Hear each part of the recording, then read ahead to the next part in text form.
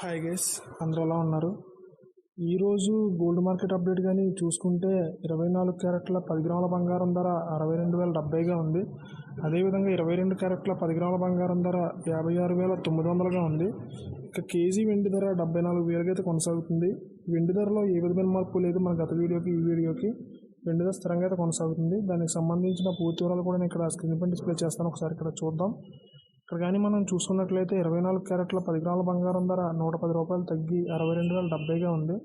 అదేవిధంగా 22 క్యారెట్ల 10 గ్రాముల బంగారం ధర 100 రూపాయలు తగ్గి 56,900గా ఉంది.